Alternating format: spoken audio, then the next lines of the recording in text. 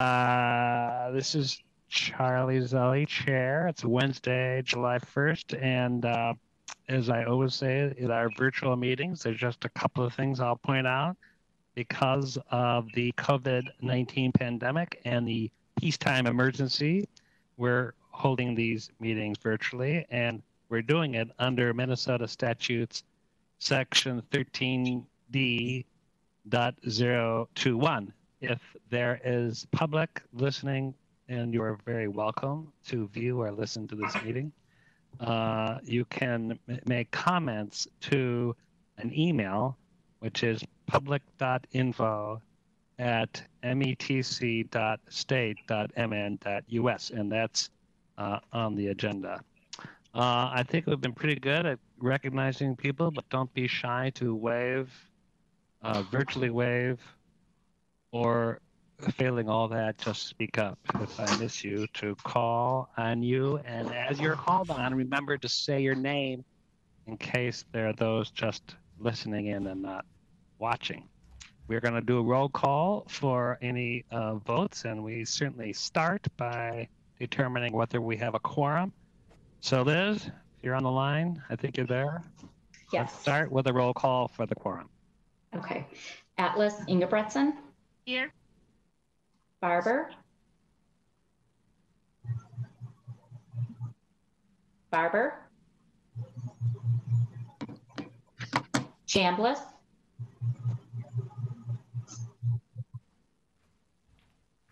Chambliss.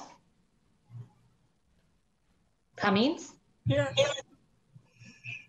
Ferguson. Here. Edson. Here. Gonzalez. Here. Johnson. Here with my dog. Lee. Here. Lilligren. Here. Lindstrom. Here. Musset. Here. Sterner.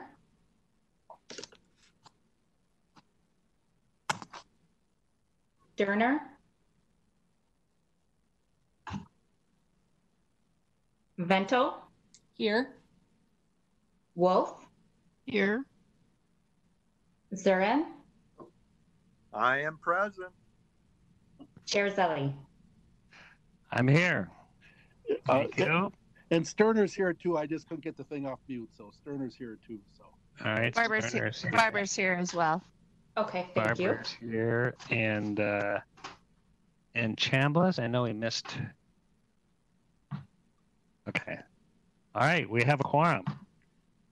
First order of business is approval of the agenda. May I have a motion and a second to approve? Chair Zelli, this is Sterner to approve the motion, improve the agenda. Thank you. Is there a second? Thank you, Councilmember Lindstrom. Is there any discussion?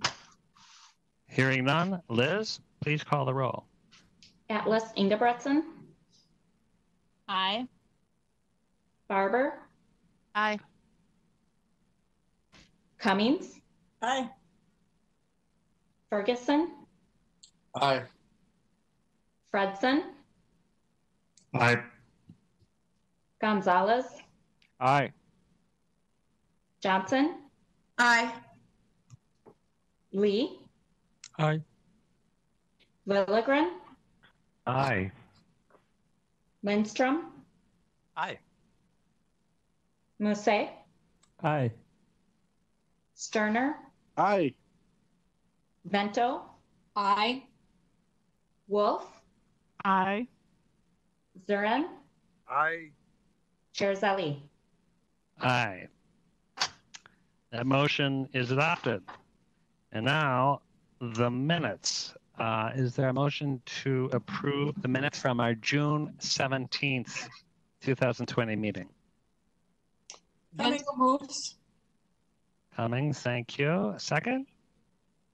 Vento seconds. Thank you, Councilmember Vento. Any discussion? Hearing none. Liz? Call the roll. Atlas Ingebretson. Aye. Barber. Aye. Cummings. Aye. Ferguson, Aye.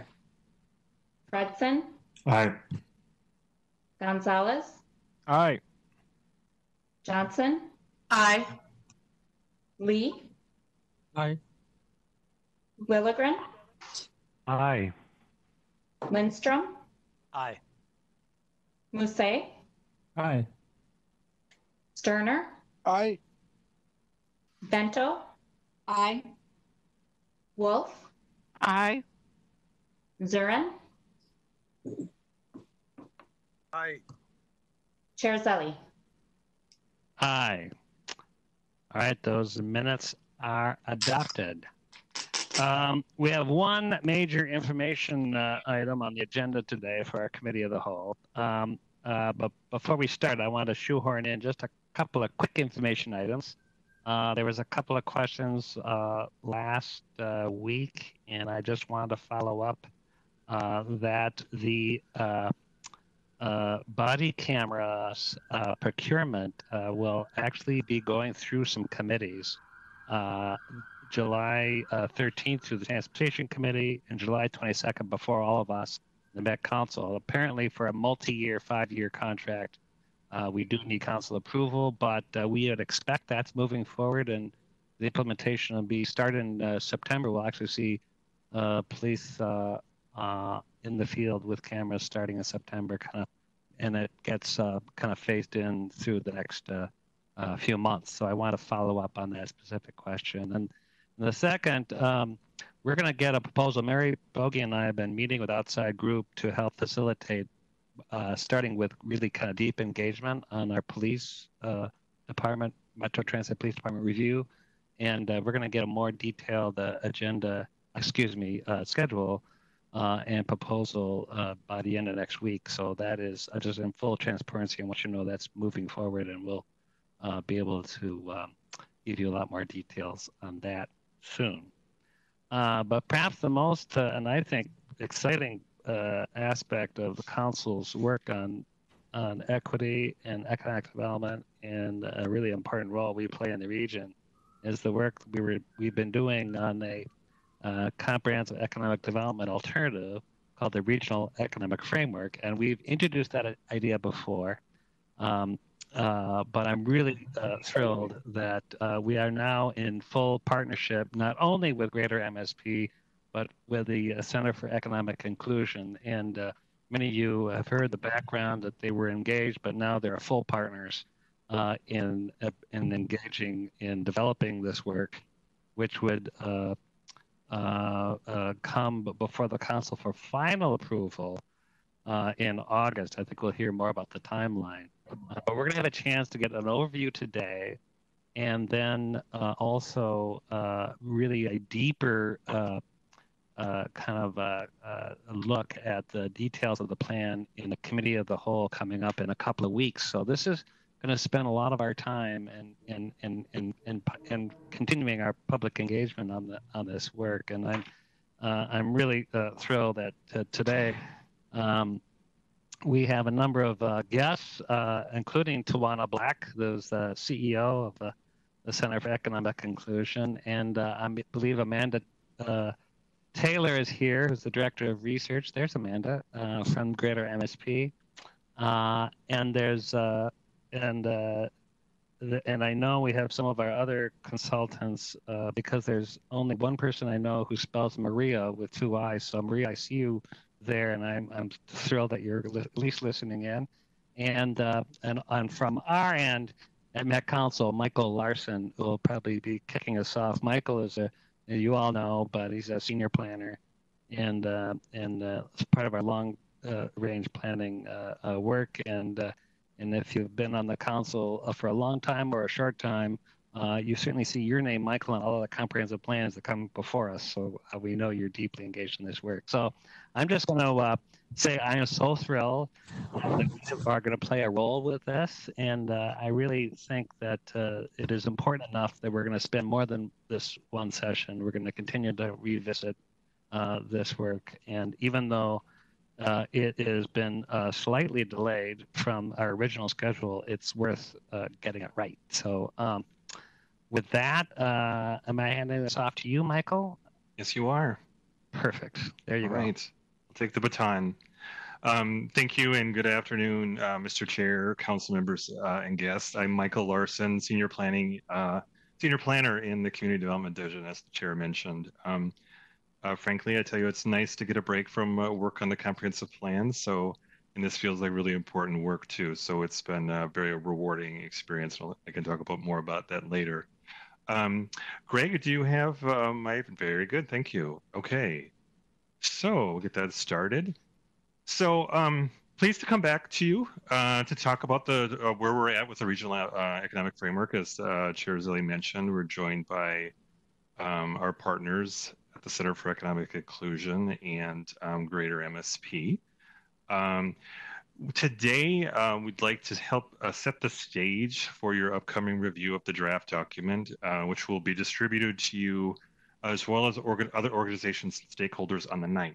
So as part of your part of the distribution for the next committee of the whole meeting on the 15th. Today, I want to give you overview in some detail about what to expect when you see the document. But I'm hoping that most of the time will be spent hearing your thoughts, suggestions, and expectations for us. And this is a relatively new partnership. We're in extraordinary times. There's a lot of really important issues. And so just hearing your perspectives on that, I believe we've done a lot of very mindful and thoughtful work on this. But nevertheless, we want to ensure that what is on your mind about this and that we can consider that going forward. So before I proceed with my overview, I'd like to just give both Tawana and Amanda a chance to reintroduce themselves and talk a little bit about their, particularly their recent experience and work on this, and reflecting maybe a little bit going forward beyond adoption of the framework and what it might set the future stage for. So Tawana, why don't you start? Sure. Well, good afternoon, council members, and thank you, Michael, for that introduction. We have had quite a journey to be able to get to this point, but the last few weeks have had a great opportunity for our team, and Andrea Furstian from my team, who's our Vice President of Systems Innovation, is also here in the meeting with me. But we've been able to work with both the team at the Met Council as well as the team at Greater MSP, and be able to also engage partners throughout the region in the refinement of this document, but also certainly in the preparation for being able to submit applications to the EDA. And I'm grateful for the opportunity to talk with several of you and get input, but also begin to strengthen our partnership, not only for the development of this framework that we'll submit to the EDA, but more importantly, to the work that we have before us as a region for the many months and years to come to overcome the inequities that we have and really build a stronger, more equitable and inclusive region. And I think what we've all learned as a cooperative team working together the last few weeks is that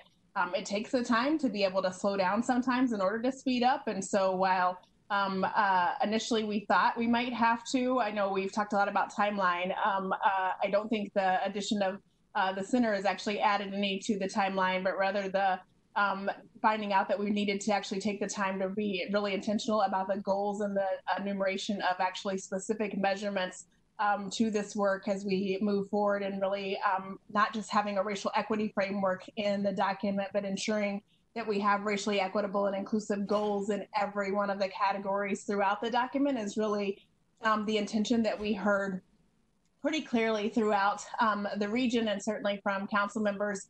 That echoes the sentiments that we hear from business leaders throughout the region, as well as those from policymakers throughout the region. And we have a real opportunity before us, not only to close gaps for residents who are residents and people of color, Black and Indigenous leaders and residents throughout the region, but also to use the data that Met Council has led with throughout the 2040 Thrive Plan to show that will drive economic growth and opportunity throughout our entire region, and really bring returns that benefit every resident of the metro area if we do that work and do it well. So I think we've been intentional about that as we've refined this document over the last 2 weeks, and feel like we're headed down a strong path. And while we've got a lot of engagement work to do over the weeks to come and months to come to ensure that as many organizations who are doing great work throughout the region as possible know about this opportunity and the more opportunities that will come through EDA, that we can prioritize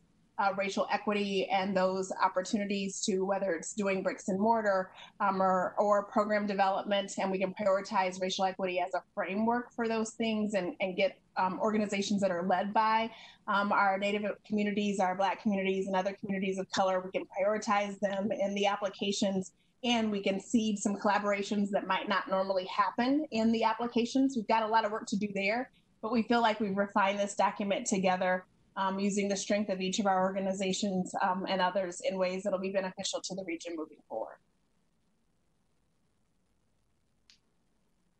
Amanda? Oh, you're muted, I believe.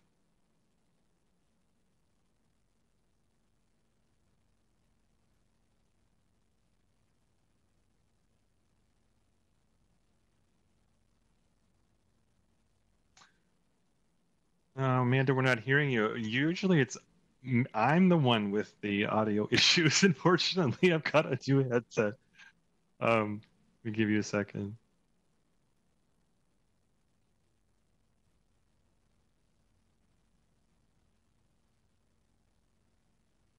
You know what? I'm gonna proceed. One of the things that I've heard is that the road is really interested in, I think, recap and a better understanding of where we're going forward in terms of engagement and transparency about our process. So we're trying to balance an expedited approach with doing an authentic process. There's a lot of history that Greater MSP has brought to work on its regional ambition work, and Amanda can talk a little bit about that, and we'll get that. I think we'll circle back to her and recap some of that when she fixes her audio problem. I'm glad I'm not the one having them today. So let's go to the next slide. So we're going to give you a little bit of overview here. It's a little bit of a refresher. As an overview, the framework serves as a comprehensive economic development strategy equivalent alternative as defined by the U.S. Economic Development Administration.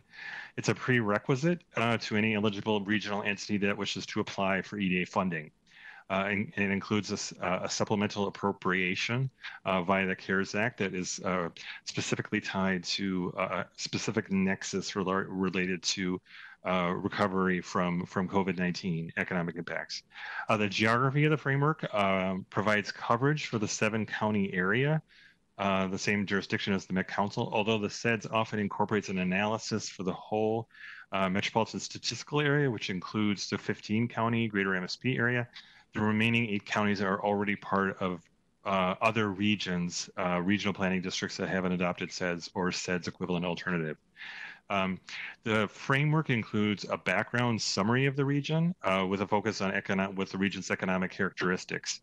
One of the things that we're emphasizing is that these are fairly well understood, but the framework is giving us an opportunity to clearly and succinctly articulate them, perhaps in new ways, in ways that both enlighten and inspire, especially related to kind of what our core threats and weaknesses are, especially related to issues of racial equity and economic justice.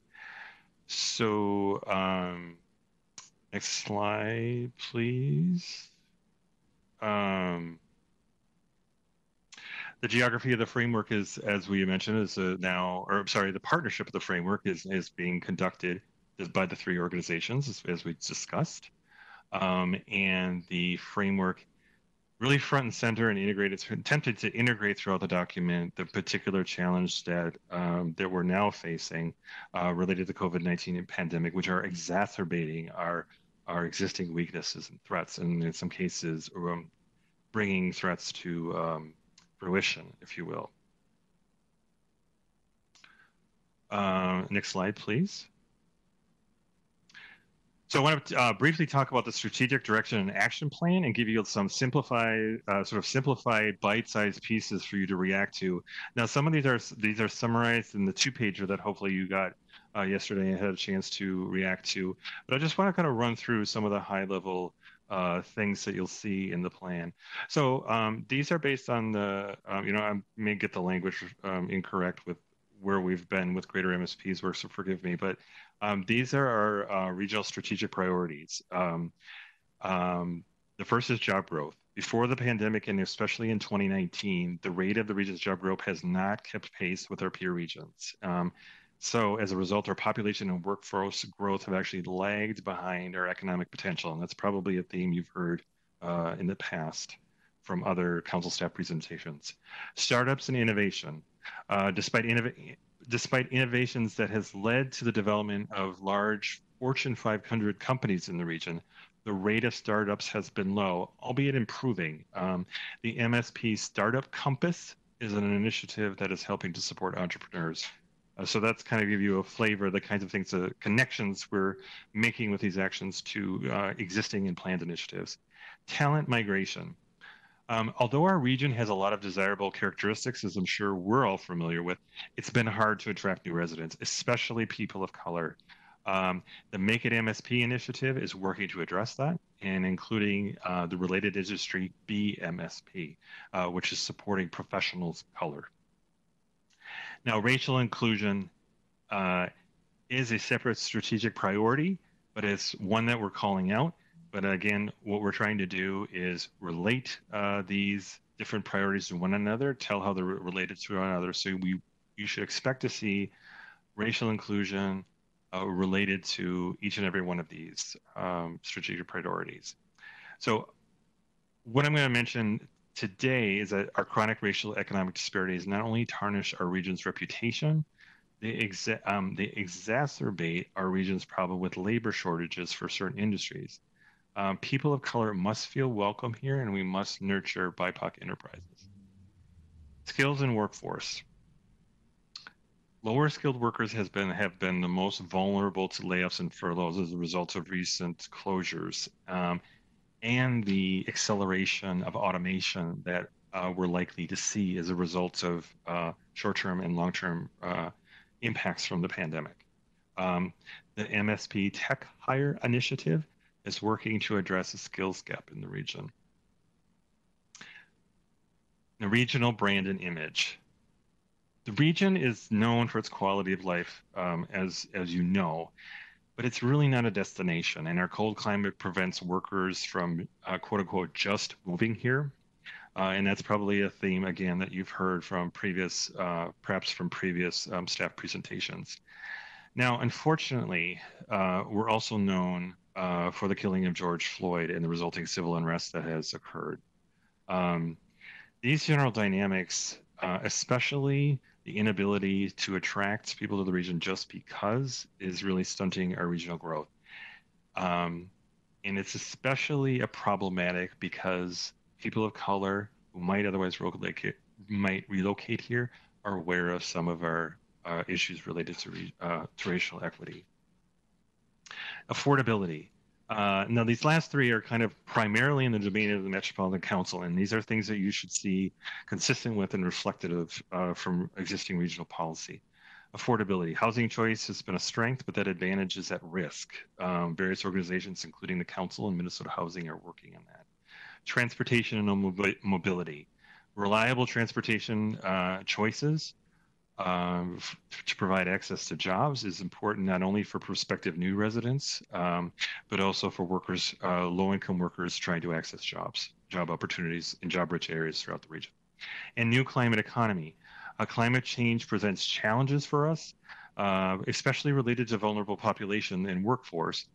But on the other hand, if we're ahead of this, it could present new economic opportunities related to adaptation and mitigation. And this is an area where the council's actively involved with other organizations, academia, business, and institutional partners.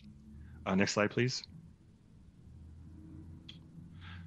Since we met with you on May 6th, a number of things have happened. I just want to give you a little recap about we had, in response to your interest in how we might engage tribal nations, some of that has occurred. We have presented, the chair and I presented to phone conference of statewide tribal leaders. We've since received a letter of support from SMSC. And we have provided an early distribution to tribal communities to provide impact on this material. We've involved, as we've discussed, the Center for Economic Inclusion and just some milestones there about how they've come on board. And Greater MSP has taken the lead on developing webinars for prospective applicants discussing the status of the regional economic framework, what will include prospective approaches to possible grants and providing technical assistance connections with the EDA and such. Next slide, please. So it's a very simplified timeframe here about our approval timeframe, and we can talk more about, again, reiterating the importance of continuing to engage our stakeholders in this and other related work. The distribution of this document will go to you and others on July 9th.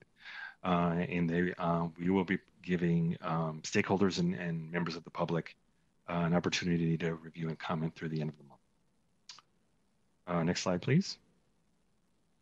So the document, the structure we'll see is that we will have an acknowledgement page and to begin with, and that is really an acknowledgement about where we are at as a region and in these extraordinary times and the partnership that we're forging. There's an overview section. There's a regional background section that talks about the different dynamics of our economy, workforce, demographics. There's a specific section on COVID-19 pandemic and what we're doing, what the region has been doing and plans to do regarding its impacts and responding and recovering to that. It includes strategic action, the directions and action plan, which I had covered, and concludes with appendices.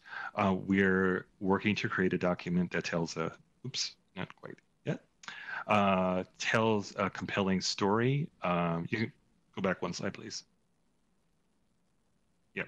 So you'll see a document that has a lot of footnotes. You'll see a document that has a lot of cross-references. We're trying to be succinct as possible. It's not terribly short. We're trying to create an interconnected document, and if the reader wants to find out more information, they can do so either in the appendices or a number of hyperlinks about more detail about their background or initiatives that are going on in the region. So there's a lot. So I think our central challenge has been to take a lot of work that the region has been doing, is doing now, plans to do, and kind of encapsulate that. There are certain areas where we've had to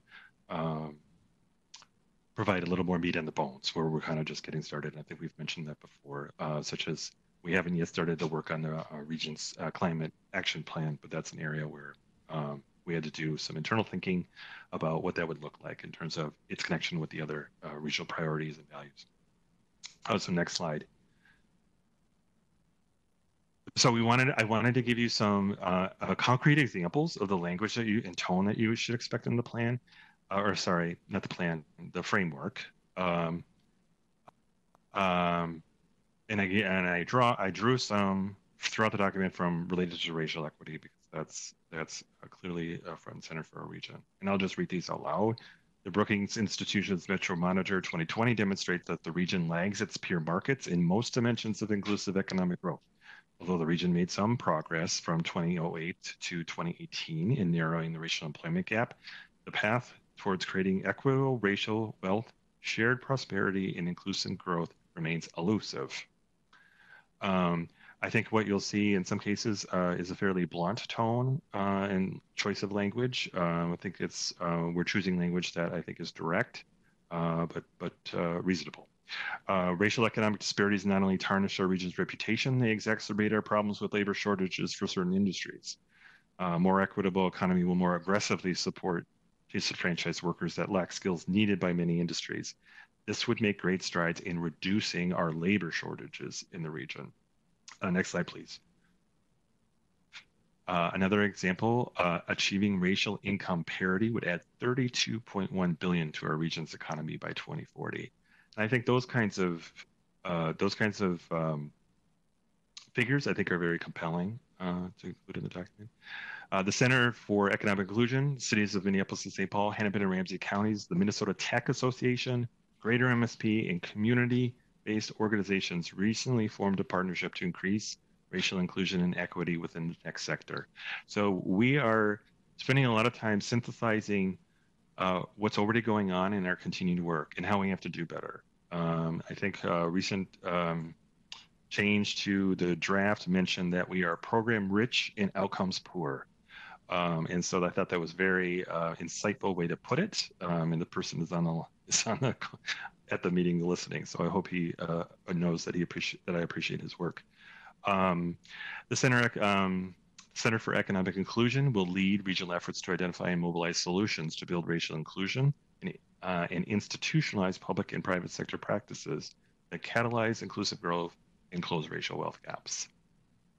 Next slide, please. So I want to mention briefly what, in addition to the other benefits that a document like this might provide in terms of forging relationships and really maybe helping to inform future other policy plans. This really specifically, the most important immediate benefit is to provide the planning prerequisite for EDA funding opportunities. And the EDA has certain priorities.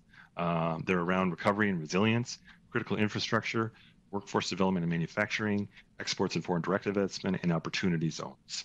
And we can get a little, I won't get into the details about the two pots of money, one of which is from the CARES Act, but the CARES Act funding needs to have a specific COVID-19 nexus. Next slide, please. So this map will be included in the framework, and this includes the location of federal opportunity zones throughout the region, as well as economically distressed census tract. And if you're probably not familiar, but those are tracts where the per capita income is 80% or less than the national average, or where the unemployment rate is at least 1% higher than the national average. Now, these are areas that are ordinarily prerequisite for EDA funding. These are geographic areas that we consider to be priority areas with a specific focus for applications. And so that's why we're emphasizing that those are geographic areas of importance. Although the recent federal disaster declaration for, I believe, the whole country, but certainly the state and the region, makes the whole area eligible in terms of that supplemental appropriation. Next slide, please. So eligible applicants for funding, and these are who we're targeting with some of these webinars and who we'll be targeting for outreach in terms of feedback on the draft document, get their input, state, county, city, or other political subdivision, an economic development district, tribal government or consortium, higher educational institution or consortium, and public or private nonprofit working in partnership with the political subdivision. Next slide, please. So some of the examples, and hopefully Amanda has fixed her audio problems, but both I think Amanda and Tawana are a little closer to some of the prospective programs or projects that may be applicants to the EDA. But one of the, I think at the top of the list, what we talked about is the capitalization of a revolving loan fund. This funding cannot go directly to private businesses, but it could be targeted towards a revolving loan fund that has a special criteria related to recovery and vulnerability. And of course, technical assistance, an obvious one is technical assistance in financial services for underserved entrepreneurs, minority women-owned businesses within distress and qualified opportunity zones. I think this is something that we would want to encourage somehow, either steering through our communications or through engagement around this. Facility to support workforce development, that's a really obvious one. That could be a training center. I know with workforce development, I know like having equipment for trainees is often very important. Public and public works projects that improve economic resiliency is a separate category. So that's it for me. I'm ready to hear what your questions and expectations are. Amanda, were you able to figure out your audio things? Yes, no? Yeah, can you hear me? Yes, you can. Yeah. So feel free to react to what I've said, as well as talk a little bit about the history the history of engagement, and all the various things that have gone on with Greater MSP. Yeah, absolutely. Sorry about that. I jumped on my phone, and so I should be good now. So hello everybody, and thank you, Micah. It's just a great overview of the work that we've been doing now for a couple months, really focused work and really great work. It's great to see it coming together, and I'm happy to be here with everybody to talk about it. As Mike mentioned, there's just been an incredible amount of engagement, especially over the last few weeks as we've really moved from development of the framework to now communication about it in relation to these EDA funding opportunities, specifically the CARES Act funding opportunity, which is open and a competitive grant opportunity for our region, our entire region, to apply for funding to respond to COVID impact. So, that was our intention of moving quickly back early in March when we were thinking about the need for this document. And so here we are at a point in time where we're really getting great engagement with regional entities who are eligible to apply to share information. So I just wanted to remind everybody the kind of engagement and who we've been talking to over the past couple months through this process. And certainly to Tawana's point and to Mike's points about how we've really prioritized over the last few weeks making sure that the framework and the way that we're communicating regional priorities for funding to our partners has a strong focus on engaging around racial equity and economic justice priorities. So that's certainly been a key point for us as we communicate this document and we communicate this funding opportunity. So we've really started with our county economic development staff partners.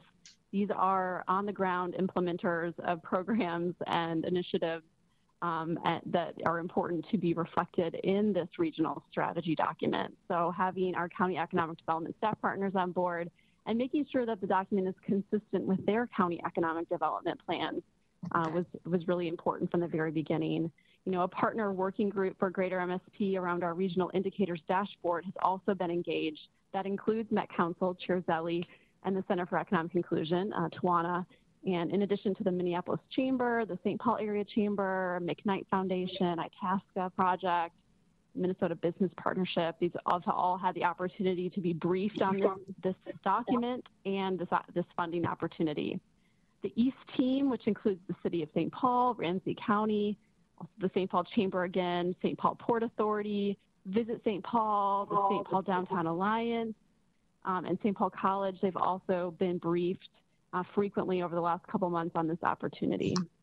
You heard that Met Council staff has been actively engaged in communicating with tribal communities, and that was a strong focus after the last time we briefed you on this opportunity at your strong suggestion that we make sure that happens. And tribal communities, tribal governments have the opportunity for 100% funding support from EDA. So it's really important that they are aware of this funding opportunity that is made possible by the regional economic framework being adopted. We have been talking to our board, our Greater MSP Partnership Board, including special briefings to the county commissioners who sit on the Greater MSP Board about this opportunity. The Regional Council of Mayors, Metro Cities, those both have been briefed and have distributed information to their membership. As Mike mentioned, we've hosted 2 information sessions that have gone out to over 300 partners. We've had participation from over 50, and we've already scheduled a 3rd planning session where partners can come in and share ideas about funding, potential funding opportunities. And we already have 30 attendees who have accepted that invitation, which just went out yesterday. So just a ton of interest. That will be, facilitated by Greater MSP, but also Met Council and Center for Economic Inclusion as we communicate the framework and the priorities of the framework and help our partners understand how to focus funding application opportunities.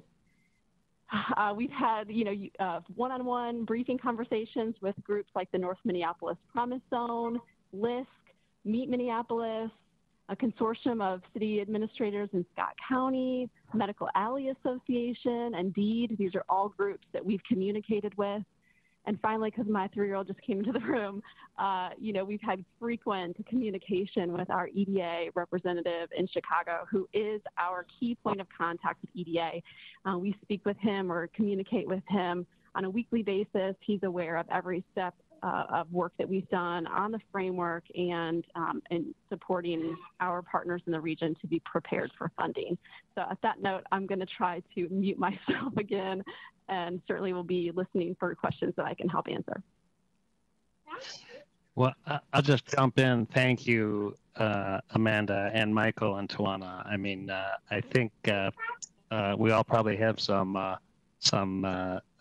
more and more questions as we kind of drill into the details. But maybe I can just start with a general question, which I'm really not quite sure. I know that the CARES Act provides EDA funding and it has to be COVID related, but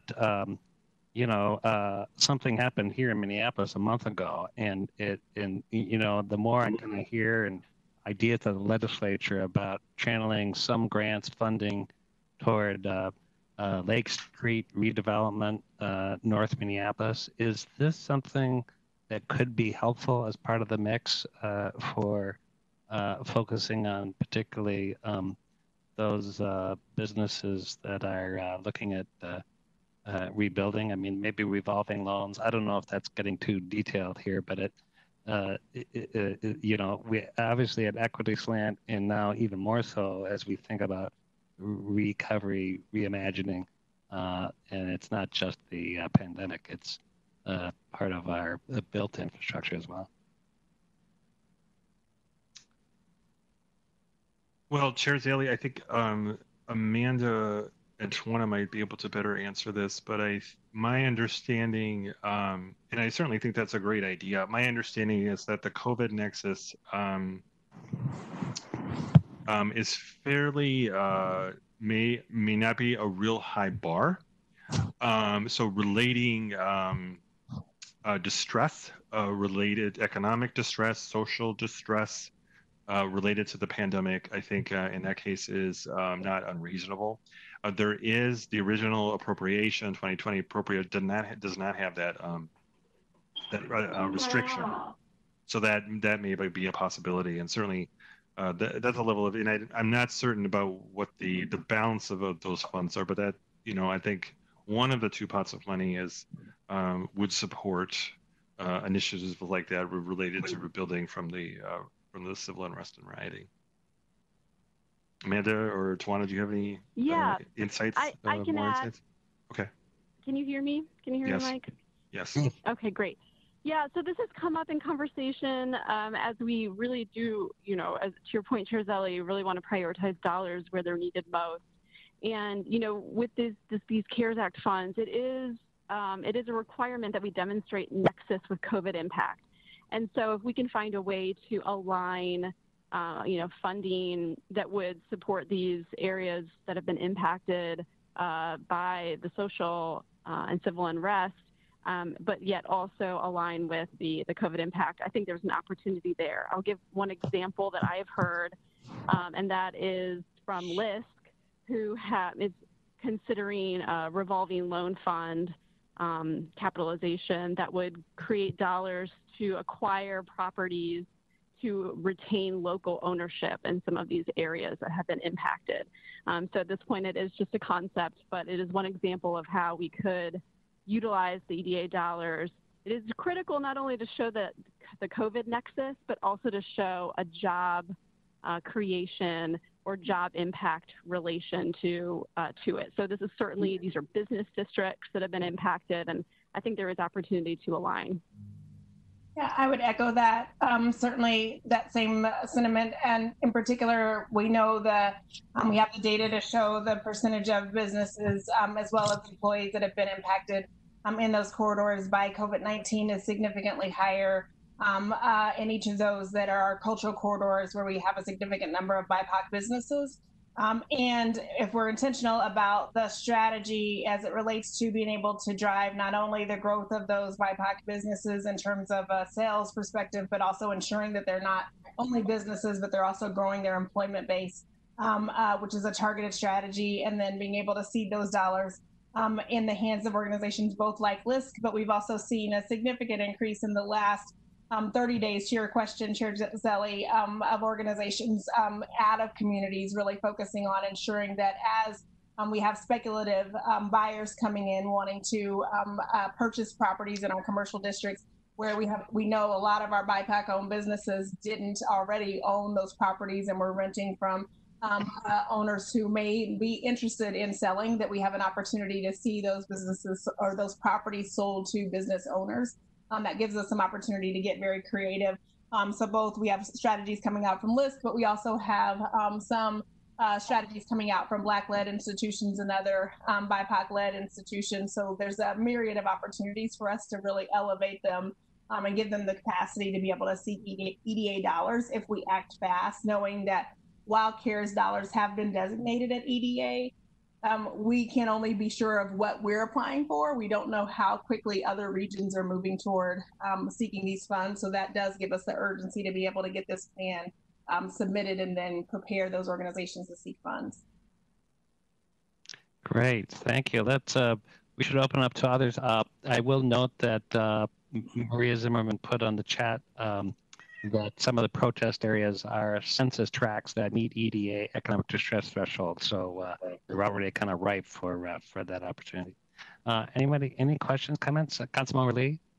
Thank you, Chair. My question is, the president just did an executive order to limit immigration.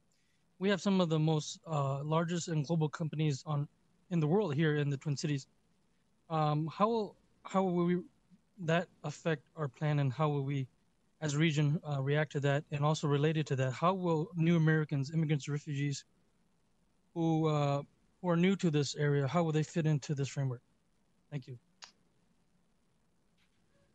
Mr. Chair, Council Member, I think I can answer that. There is a section on demographics that addresses the role of migration.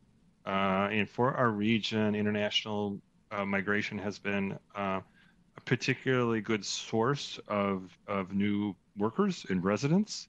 And, the wonderful things that they bring to the region in terms of their communities and their culture and all of that, but also in terms of workforce.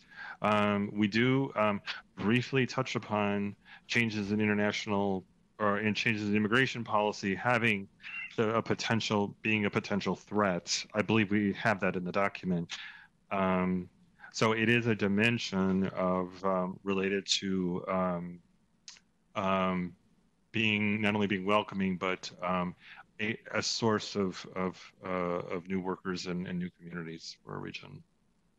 I think another potential intersection, council member, is while the EDA funds allow for resources to come specifically in, I think one of the categories that we noted on a slide was in for resources and dollars for workforce training structures and facilities. And while we haven't seen, one of the questions that Amanda had elevated for us was a question about, was there a need for a facility specifically, for instance, for tech training in urban corridors or other things? We have seen the Twin Cities, those large corporations, as you mentioned, come out strongly against the president's platform to limit immigration, because we know that those companies have a strong need for that talent. And so I do think this is a prime opportunity for us to leverage some of our large corporations who have been philanthropically supportive of our racial equity agendas for the region, but have not historically been so engaged in hiring directly from our particularly low and mid-skill immigrant communities or BIPOC communities for that matter. And this is an opportunity for us to really engage them deeply in an intersectional agenda and explore ways for us to not only leverage that engagement, but really leverage it for hiring and development and training, and see if we can't begin to leverage multiple sources. So for instance, the CARES Act provides some resources for employers to be able to train and then hire workers from particular areas and populations if counties choose to leverage their dollars that way. If we're smart, we'll start to align dollars in ways in this metro we haven't historically, such that we could leverage EDA dollars for training facilities and leverage county and city dollars for training with those corporate employers who stand and really want to keep their immigrant and refugee populations here and do so across a wide spectrum of talent. Councilmember Muse, you had a follow-up question on this? Yes, sir. Thank you so much, Chair. I really like the presentation. The question is on the branding in the front. How are we branding our amazing diversity, cultural diversity, and racial diversity, including our native, culture here, as a as a way to serve the region globally and to attract foreign tourism. The second question I have is on talent attraction. Are we working with our educational institutions to attract foreign students, or many of them will stay here when they graduate? And the third one I have, it's also, I feel that on the workforce side, there are real opportunity to work with the labor movement or the unions and work at the centers. And for the record, I work with one of them. So I think on that front that you can also, they are partners, potential partners. And the last one, it is, just, how can we brand our region as a welcoming region in this real climate of division and politics of really anti-immigrant sentiment?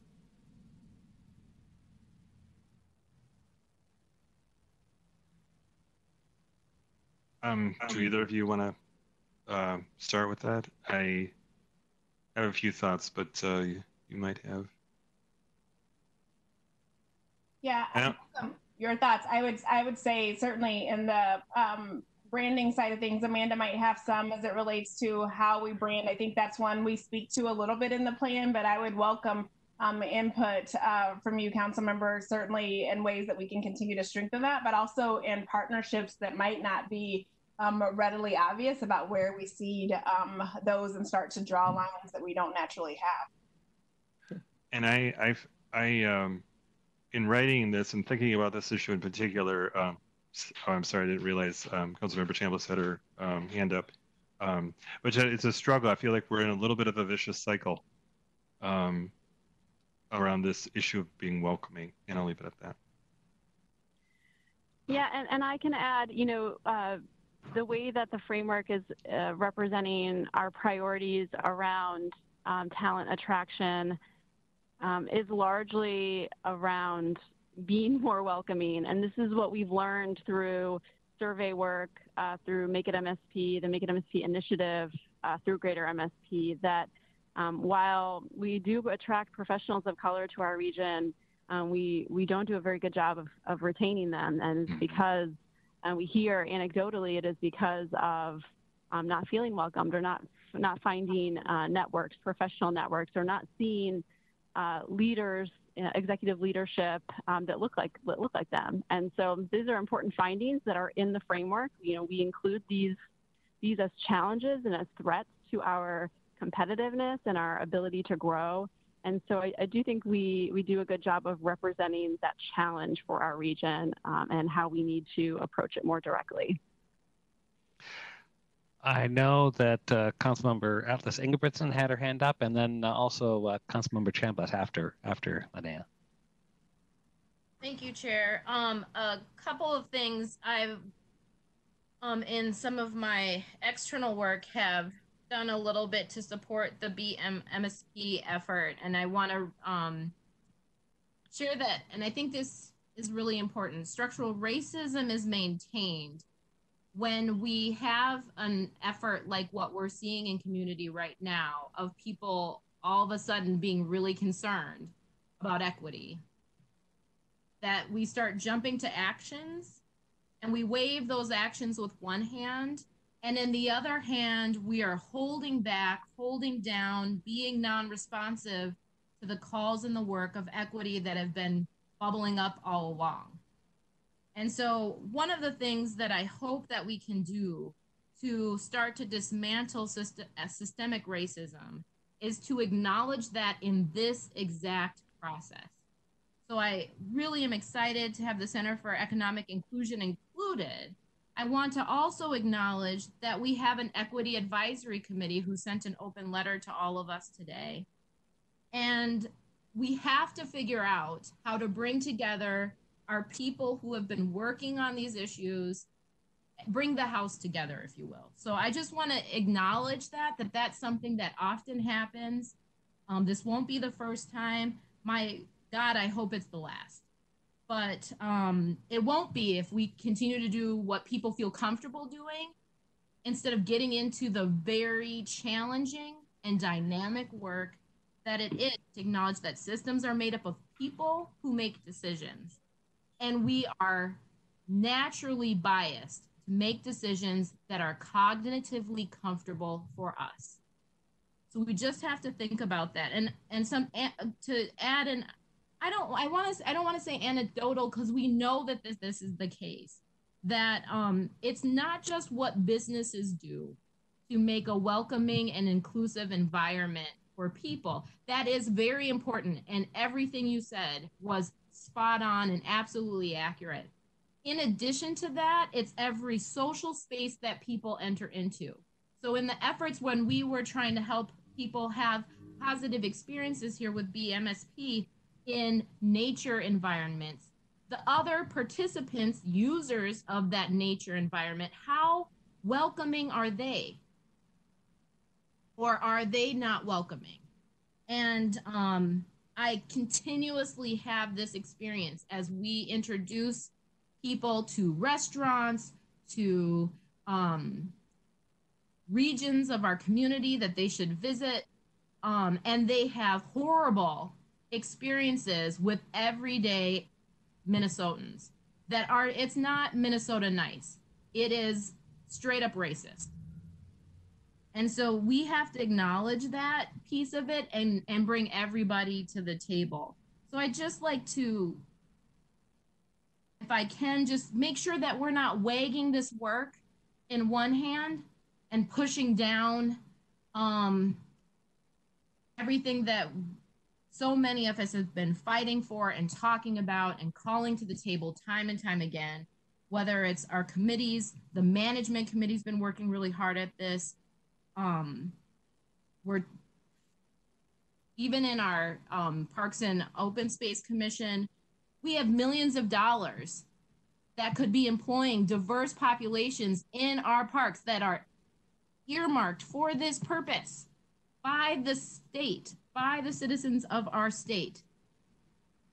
And we are the stewards of that resource, and we have failed. So I just want to say this is great. I want to keep the momentum up, but we need to do it with our eyes wide open. Great, thank you. Riva? I will take it from there. Eyes wide open. Now that people have their eyes wide open, it's a time that's ripe for us to do this regional economic framework, certainly. The gaps that were so wide in the state of Minnesota got much wider in a very short period of time due to this crisis that we're in. And that the fact that we are here and ready to address that is an opportunity in itself. So I appreciate being a part of that.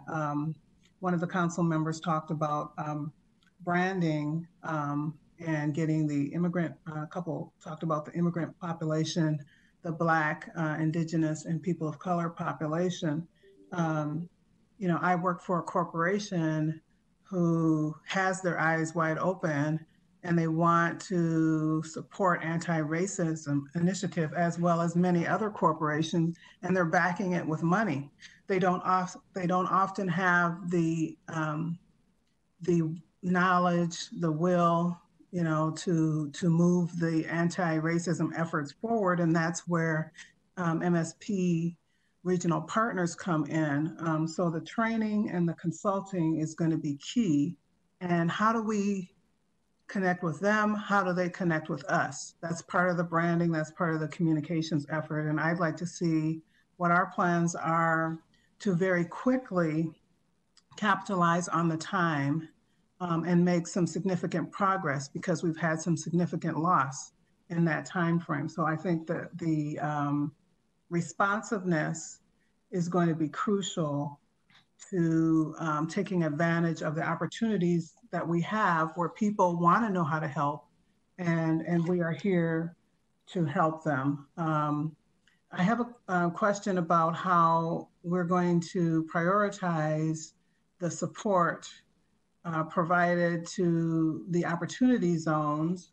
You know, someone talked about racial and economic justice disparities in those areas.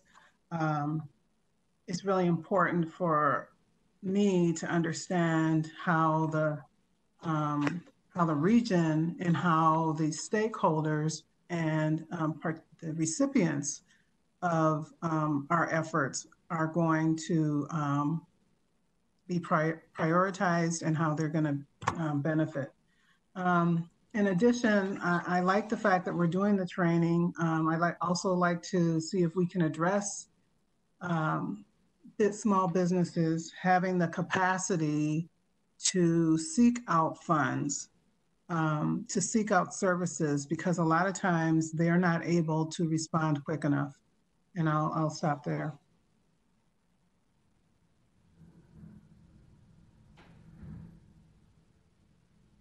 Thank you, Rita. Any reaction? I think. Yeah. Hey, this is.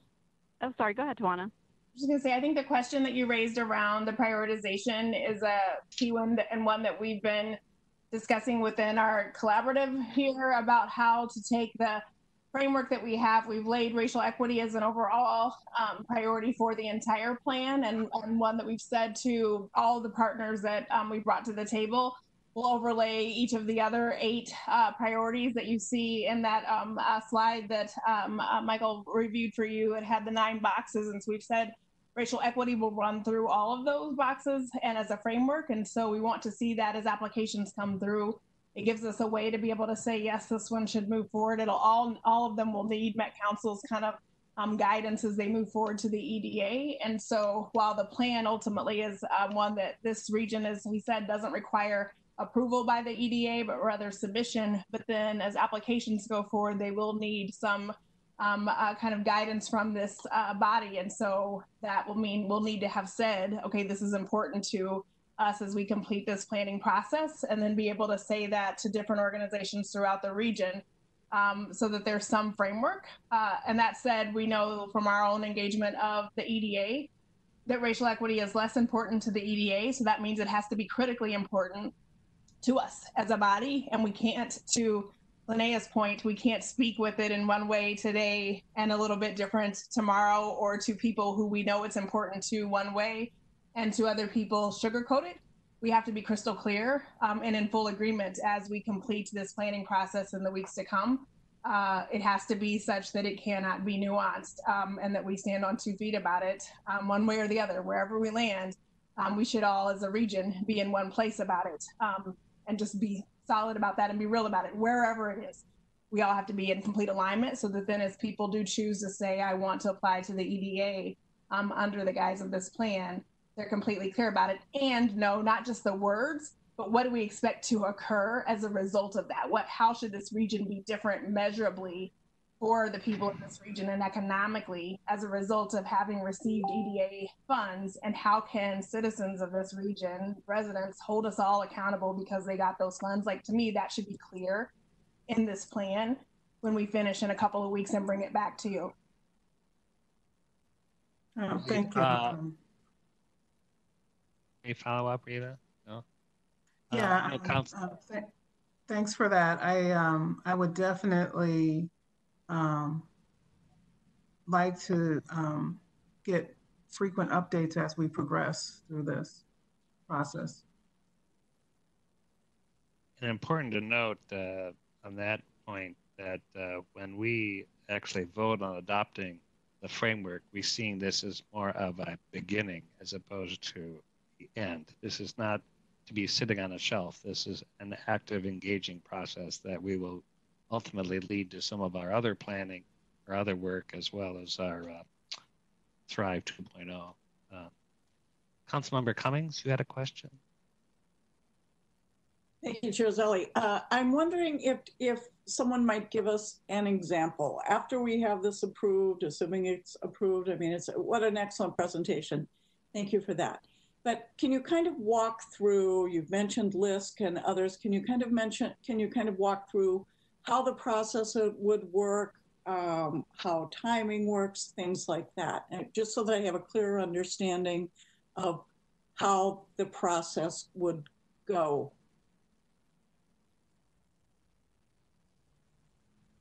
That's a good question. I can do that. I can do that, Mike. Yeah. So, please go ahead. So we've had several opportunities now to bring in EDA and other experts on this process to help our partners understand the process. So from lots of active listening, I'll share with you what I've learned.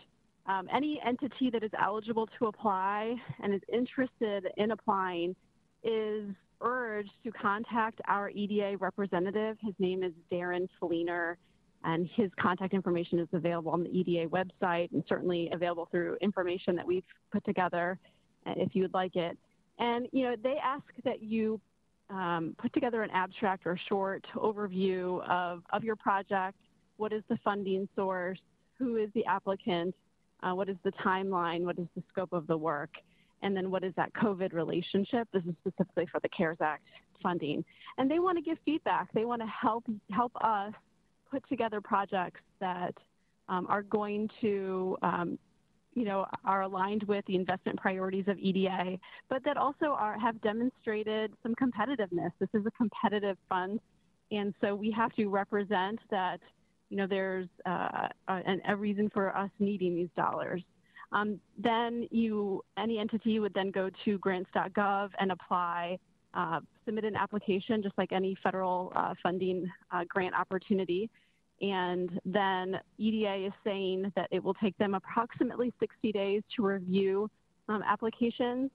Entities that apply are also going to be required to attach this regional economic framework to their submission. So it is going to be actually digitally attached so that EDA can review and make sure that the project submission that is requesting funding is relevant and consistent with the regional economic framework.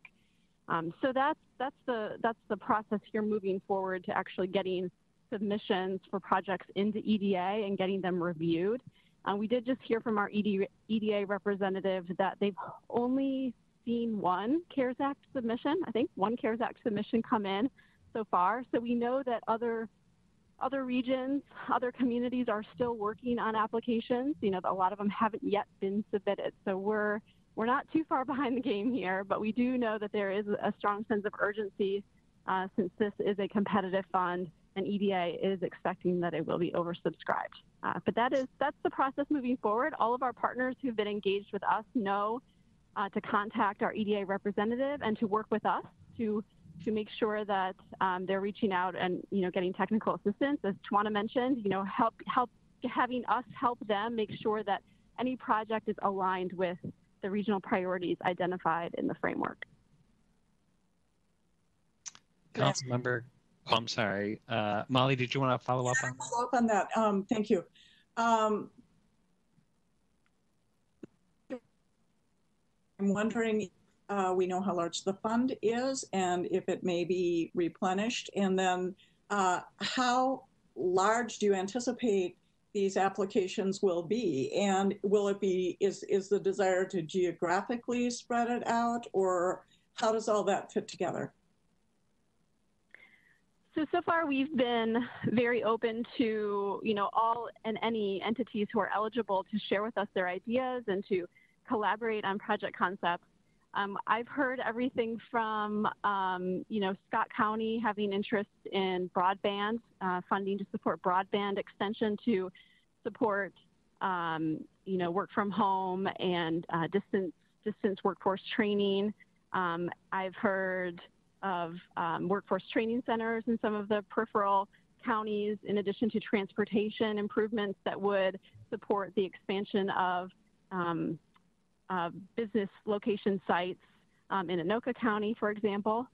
We've heard specifically the interest in recovery and resiliency strategies in the wake of COVID, and that I've heard interest in putting together recovery strategies for the North Minneapolis area specifically, but then even the entire east metro region having a recovery response team and actually requesting funding for a coordinator, a recovery coordinator to be in charge of that work. So there's a lot of different scales of work being discussed right now within the region. We've talked about, full 7-county regional approaches, and that's largely been around workforce development opportunities that would, be that would draw in employers as well as workforce training providers. So a lot of concepts right now. We heard from EDA that they don't necessarily want us to get to one project, but any project that comes in is going to be reviewed on its merits, and they will take into consideration that competitiveness, that need. Have we positioned that project or that funding need related to COVID, and have we demonstrated that there is a need for it, for that work to be done? I know that Councilmember Gonzalez had a question. Thank you, Chair Sally. And basically a comment and a question. Let me start by the comment. And I just want to echo what Linnea and Riva had said about this is the time to do in-depth and deep reform to our systems.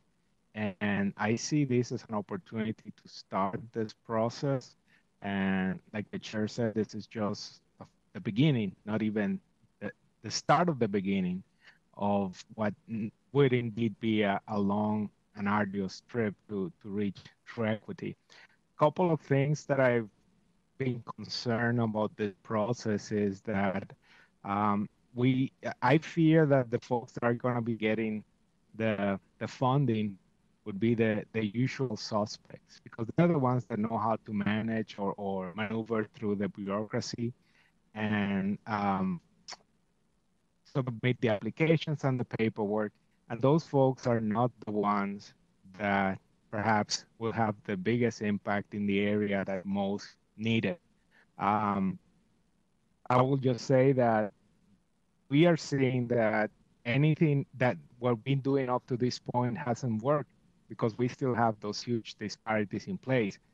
And related to that is I just heard some of the proposals that are being discussed. And although I don't have anything against the great folks of Anoka County, I will just say that I cannot imagine a need in Anoka County that will be bigger than a need in North Minneapolis.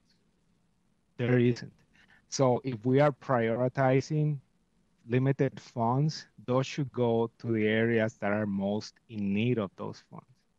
And again, my fear is that the folks that know how to navigate the system will be getting the funding and not the ones that have the more pressing need, but that lack the wherewithal to go through all of this. And my question would be that, just following up on the email that Nalima Citate Munene sent, the EAC, the Equity Advisory Committee of the council, would definitely like to be involved in this process. And I just want to make sure that we understand what exactly is the role of the Met Council in this process, and also what the role of the EAC would be as we move forward in this. So thank you. Thank you. Michael, did you want to quickly respond to? Yeah, I would. I think the concerns that you've addressed about the risk of, say, reinforcing what we already have, that people who are familiar with, have institutional knowledge and can just put together an application very quickly. We've talked about different tactics and strategies to support that. We don't act as a clearinghouse. We're not involved in ranking, nor is EDA involved in ranking these projects for consistency. The EDA, the federal administration does not really care all that much about racial equity. I went through their priority areas. So there are some tactical things we can have in the document. One of them is to weave in racial equity. So it's very obvious that it comes up all the time. But I think those tactics too are how we support the organizations like LISC and BIPOC community or run organizations. There may be some other ways that we could signal to the EDA what our regional priorities are, or ways that we can demonstrate added support to particular regional initiatives. One thing that we could do is just be done with it and then get out of the way and let the other stakeholders in the region kind of deal with that. But I don't, I think, we want to be stewards of this work and this partnership and our role and how it might inform, future iterations of regional policy too, and understand these kinds of challenges that, the plan addresses a lot of different things. And so, any application can come in and say, well, we address that one strategic priority based on this, analysis, and you get money, and good for you. You got in the door first. So those are, those are things that we've been talking about at length, strategizing about that, raising the, elevating its importance, integrating it, playing support roles, supporting each other, leading applications down a path that we'd like them to take, and that kind of thing. So, and I'd follow up on what Michael's saying. I would suggest that part of our, as with our project partners, role in engagement is to go beyond just the usual suspects and to both engage where people are and to help then become assisting those that may not have that kind of expertise as ways to access opportunities. Councilman Johnson, you had your hand up for a while. Thank you, Mr. Chair. I appreciate that. I too was trying to figure out what Met Council's role beyond this partnership and kind of teeing up our plan, how we can be helpful. And I would just agree with what other council members have said about being very intentional beyond just this moment and digging deep. I know it's something this council has been talking about for the past year when we were all seated. I also am curious, we were emailed a two-page, two-sided, one-page document on this piece. And I just have a quick question about that. I guess one thing, just to be clear, I know Metro Cities is already putting this out so that people can start engaging, cities and other entities can start engaging in, I think, giving feedback is what we're soliciting on this. I just want to be careful that when we title things that at this point, maybe we say draft plan, because even though it's referenced that that's what it is, just in reading it, it kind of feels done a little bit. And I know it is because we need to be moving along, but I don't want to discourage people from participating either. And then also I recognize that the language around our disparities in our region, you taken, I believe you mentioned from Brookings, was clear, and it talked about some I guess, advancements we've made around workforce, but let's also be very clear. And I know we know this, having worked at Greater MSP, but we're at the bottom of the list on disparities, not just in workforce, income gaps, but housing, education, healthcare. And as we've all been saying, this if it wasn't known before, it's bearing itself through COVID because those disparities are widening. So when we talk on and I'm referring to that two-pager on this, when we talk about our region's brand and image, I guess brand is okay, but at the end of that last statement, it talks about our image or our brand challenges. I guess I really want to talk somewhere on this document about our culture, and maybe that goes back to what Councilmember Atlas Ingebretson was saying. It's really deep here. It goes beyond maybe you look up the definition of brand. That's how we sell ourselves. That's how we market ourselves. But I think we really want to at least I think the council has been saying we want to go deeper into our culture as a region and face our challenges head on. And so I think that's, essentially where I'm coming from. I think this is, the one last thing, and maybe this comes out as we develop the plan, but I know when I was working at Greater MSP, we were setting these priorities. They look great. Everything, is interrelated. We all know that, but are we setting goals too? So that is, we move past this moment in time with the EDA, but the longer strategy is with the dashboard. I know we measure our progress, but I mean, who's setting the goals? And I know Met Council's been council members have been talking about goal setting too. So I guess that would be my last question is, who's setting the goals around this plan so that we're shooting for something and we can measure against that?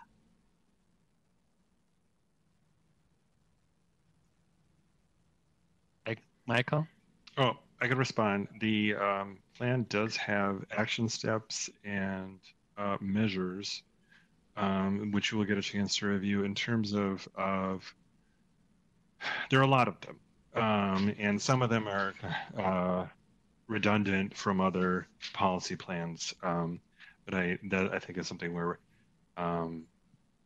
appreciate feedback from all of our partners.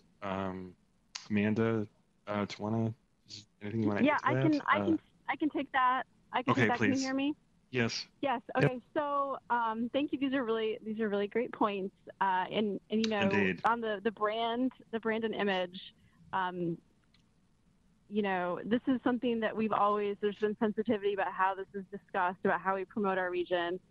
And we know that there's been a shift in mindset, you know, that's happened certainly over the last few weeks. And I do think that over the next couple of weeks, we can be intentional in gathering feedback about that strategic priority and ensure that that is representing the intent of the strategic priority, but acknowledging this really important piece you mentioned about culture. So I think that's a really great point for us to go back and take a look at and make sure that we're representing that accurately.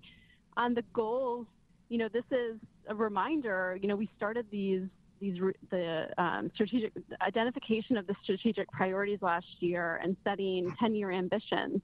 And at the Greater MSP Partnership annual meeting in the fall, we were able to, you know, announce 3 of those 10-year ambitions, but we didn't finish them all. So I think we're still in the midst of the goal setting process that would support the strategic priorities.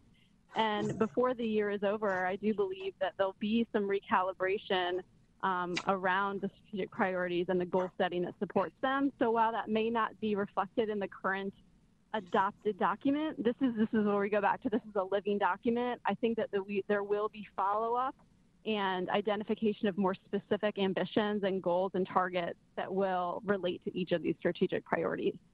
Yeah, and I can speak to as it relates to the racial equity goals, the center is responsible for it as it relates to the Greater MSP Partnership and all the organizations that are part of that as it relates to setting regional goals for racial equity, inclusion, and belonging. So that culture piece, that specifically we added that belonging piece at the culture at the center and have been leading some community forums pre-COVID and just launched a process to be able to do that in a virtual and digital way, being able to engage residents, business owners, and property owners throughout the region in a process to be able to engage people in determining what is it that the region wants and sees we need to be able to do to establish goals for what we aspire to do, and not just knowing kind of where we stand today as it relates to racial equity, inclusion, and belonging, but what do we want to do, and then what does it take to undo the racism that exists within our community and region today. And so the current version of the plan, that deeper, longer document, speaks to that right now. And then as we establish those goals, it'll govern it. One thing I would say to the council, though, to the kind of what's the role, is while the council may not have that kind of, as Michael described earlier, clearinghouse role, inevitably there will be individuals or organizations who apply and say, I would like to have a letter of recommendation or letter of support. And that's a role where you can say, like, we really want to see some measurable goals in your application that speak to the values that we've described in this document and plan, and speak to it in a measurable way, or it's not something that the council wants to advance. So there are ways I think that the council can take a real stand for these values and goals.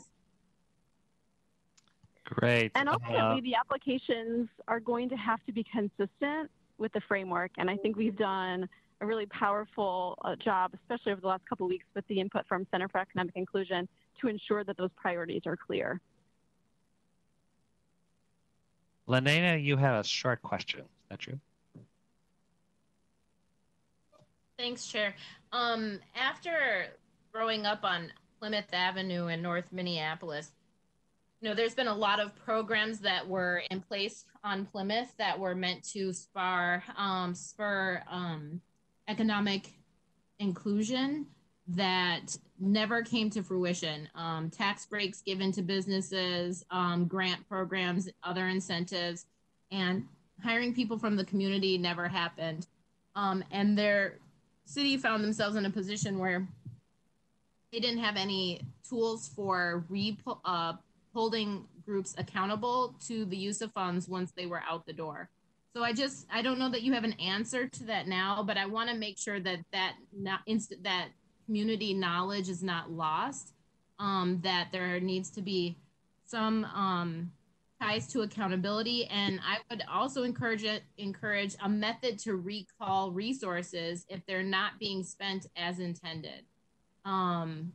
Because that has happened time and time again. I know our community, I know Plymouth isn't the only example of a time when that's happened. And I know that's something that can be done. So I would just encourage that. If there is a response to that, that'd be great. But I just think that would be really good. Michael?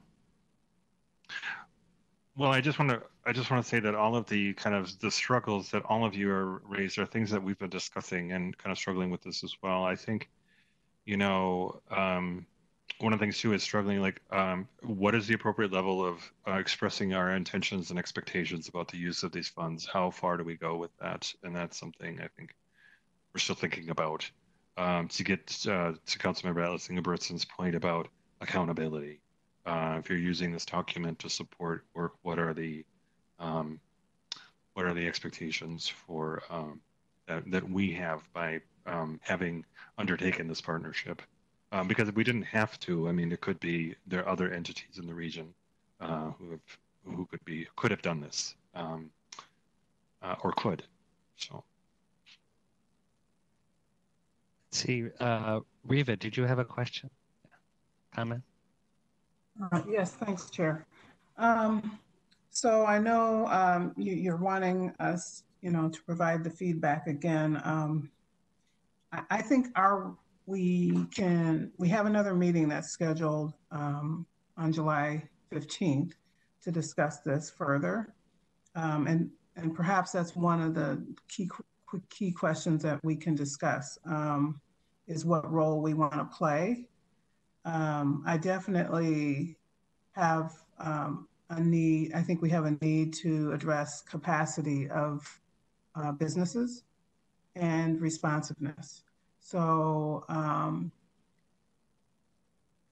we can say that we support that. There are organizations that are equipped to consult with businesses and work in partnership to reduce the racial disparities that we have and the racial equity. So I think those are some of the things that, if I'm understanding correctly, we want to walk away with today is as council members, what's important to us, where do we have some gaps as far as what we're being presented with at this point. And then we're going to be able to continue the discussion. It looks like through the adoption on August 12th. So I just wanted to. That's part of the notes for this meeting. I think sometimes we miss that when we look at the presentation, but the timeline is in there for us, and I'm excited. I'm excited on getting an opportunity to be a partner, which it sounds like it's something that's fairly new, which is why we have to figure out what our role is. So I'd say let's grab it by the horns and figure out how we can make our role really make a difference. I love that comment. And I know, Michael, you can respond, but I have to say that, you know, and I think Councilmember Gonzalez asked what specifically is our role.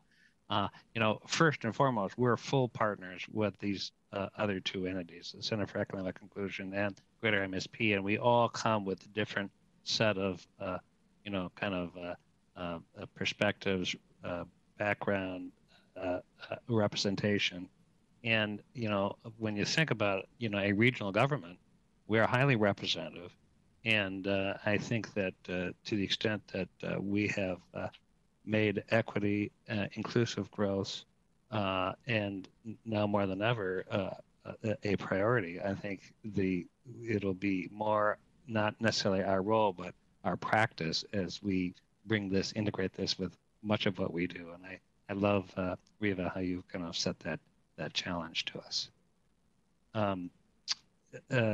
Michael, did you want to say anything to that? Well, just a couple of things I want to emphasize that in a very simple level, this framework, as I said, is equivalent alternative needs an entity to adopt it, and we fulfill that role for the 7-county region. It certainly could have been one of the counties, 7 individuals, SEDS plans or SEDS equivalent alternatives, but that's a piece that only we can play. So, and to respond to Councilmember Chambliss's comments about anticipating an opportunity to review the whole document on the 15th, we'll be managing this review and input that we're getting, and I'll provide some guidance about how we can manage and process some of the feedback that we're getting so that it's done kind of in an efficient way.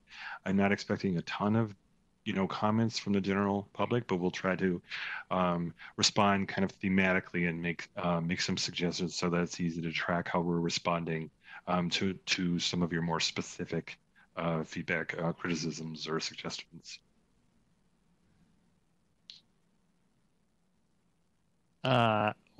Councilmember Wolf.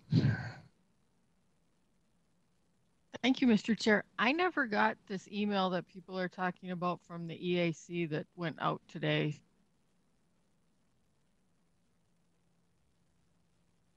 About something I know nothing about. Yeah, I don't know who it went to, but I never got it. So I would be interested in reading it. I also, because the whole reason we got involved in this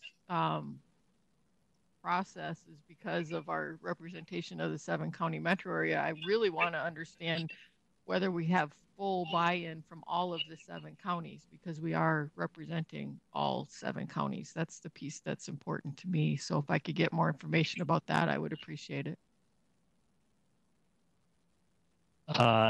Specifically on this, Amanda, before you do, specifically about the email that came from the co-chair of the Equity Advisory Committee, I see. I have also not received that, so we'll reach out and make sure that the full council. It just came. It just came. Oh, there you go. Okay. Well, so we work so quickly. Anyway, sorry, Amanda, go ahead.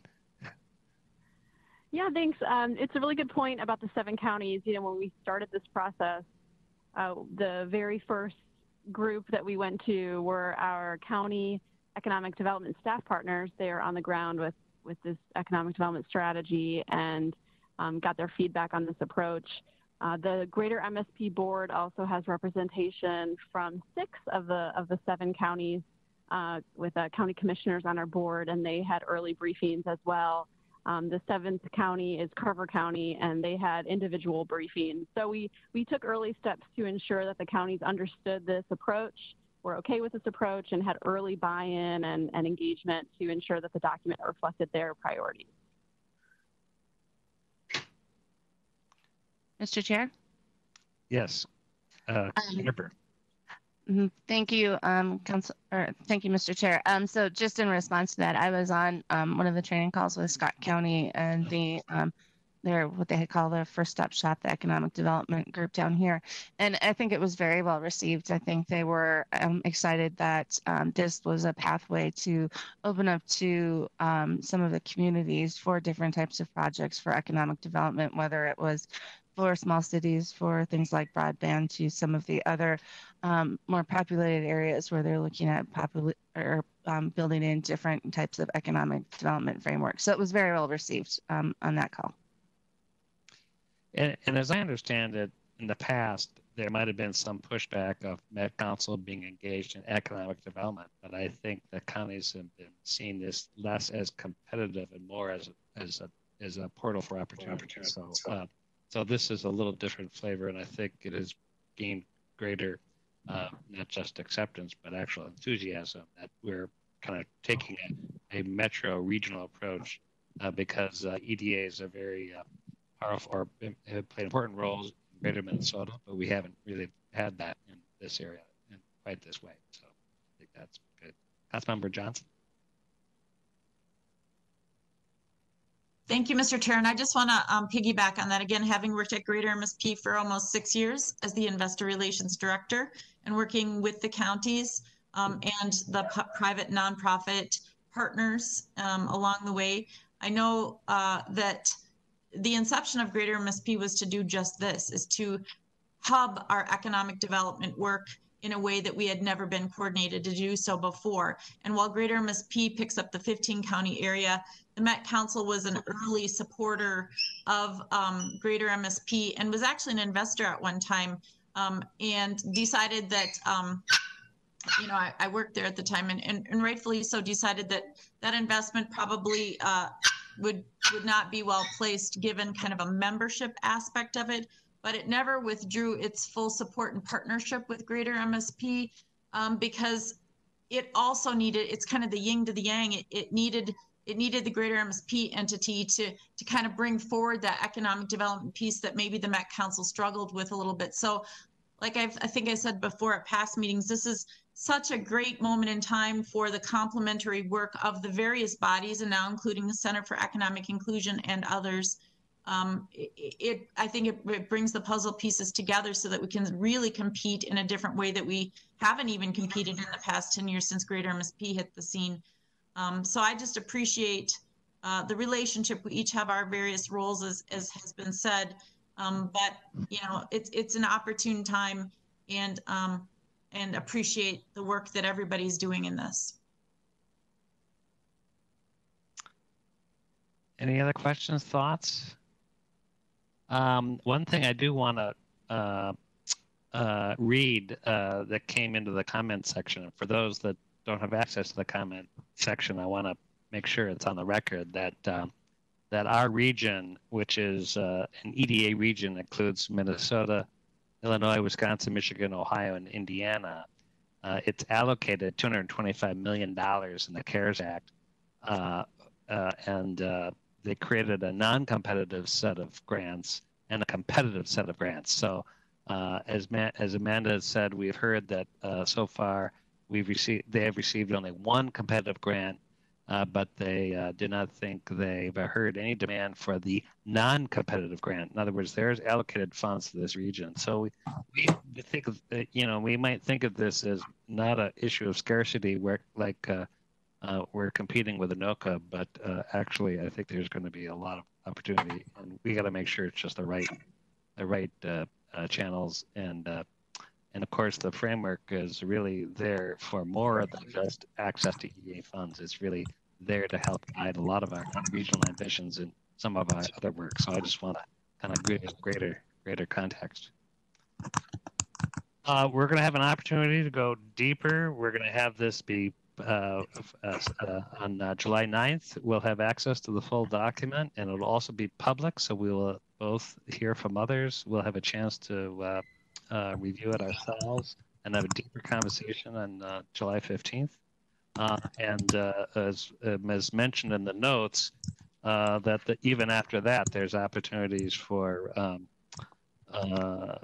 making sure we get it right, because it's expected to go before the full council for adoption on the August 12th. So we have a little time to kind of make sure we're getting it right. And as we have discussed throughout, that we will expect to hear from other partners, other folks we engage with, including our own advisory committees.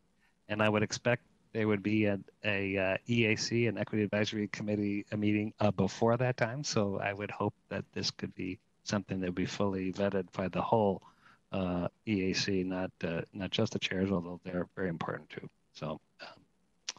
And Chair Zelli, if I could, this is Amanda. Quickly, I in my audio challenges at the beginning, I forgot to mention that, you know, our CEO, Peter Frosch, wanted me to share his message of just excitement for this work. He is actually taking some much deserved time off this week, and so he couldn't be with us this afternoon. But I just want to reiterate how, you know, thrilled we are at this partnership opportunity, and it's just been a great opportunity to bring together the economic development, and planning power of our regional organizations. And I want to also mention the Economic Values Atlas project, which we'll be getting into next together. So the partnership continues. And certainly, of course, welcome Center for Economic Inclusion, and so thrilled that they've been a part of it too. So I just wanted to share that message from Peter since he couldn't be here this evening. Well, I was noting his absence, but now I'm thrilled he's taking time off. Say hello to Peter, and thanks for your leadership and Peter's and others. Any other thoughts, comments in this forum? As I mentioned, we're gonna. I really appreciate we're taking the time on this. I think if you consider this this regional economic framework with the Economics Value Atlas, some of the other work we're doing, it really is as important work as we can be doing as council members to think how we're going to drive this region forward, and knowing that we have our work cut out for us. And it is not lost on me the comments about we can engage in something, but this time let's dismantle some of those wet blankets which keep the status quo. So that's a resounding theme that is not lost, I think, on any of us. Unless you have any other comments, I want to again thank you very much, Tawana, Amanda, and Maria, and I know Andrea, you're here as well, and of course our own staff, Michael, for leading this discussion. We're going to have more opportunities, and again, if something comes up or anybody has any thoughts prior to July 15th, don't hold back. We all know how to find each other because we're always digitally connected, right? So anyway. Mr. Chair? Yes. Thank you for your patience with me. And I'm just reading in the comments, and because the EAC letter now did get forwarded to everybody, and I briefly read it, but there, I know Councilmember Mousse, can we keep the EAC in the loop? I just wanted it said in this meeting because it's a public meeting and maybe they're listening in, but however we can include the EAC, I would be supportive of that because they have interest in this as well. Absolutely. We'll make sure that happens. All right, it's a beautiful day in Minnesota, so enjoy the evening. Thank you so much. And unless I hear any dissent, I will. Yes. Sorry, this is Councilmember Atlas Ingebretson. I just want to quickly ask if we could at a future meeting,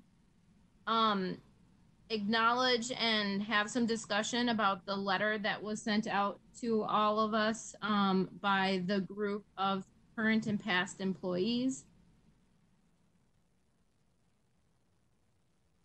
I don't know on the list of agenda items coming up in the near future, but I would like to ask that we add that to the list of items that we need to acknowledge and address. And hopefully people are aware of what I'm talking about. For those who are on the call, a number of us received a letter signed by 200 current and past employees outlining concerns around equity specific to Metro Transit. And actually, thank you for raising that. I think there was a letter for Met Transit. There's also emails of concern related to other divisions within Met Council. We've had a number of public forums over the past week or two, which have been widely attended by employees, it is gratifying to know that there is passion and interest within our employees, within our stakeholders. And so I think that it's really important that we not just respond, although there will be there'll be a more formal response, but I think that we'll have an opportunity to process that as well. And again, forgive me, but not just that letter, but a number of different inputs that we're getting about the importance of equity, the importance that we take action. And, and I think we certainly have discussed that here, and we acknowledge that that's important for us to be both transparent and consider carefully. All right, we got under the just reading a quick note from Tawana that she would like to acknowledge that that she has taken that letter answer recommendation for equitable results into consideration as it relates to the REF. So I think some of these tangible actions are important considerations for all of us. Does that make sense? Okay. All righty. And with that, going once. Any other thoughts, comments? Hearing none, this meeting is adjourned. Thank you so much. Talk to you and see you soon. You bet.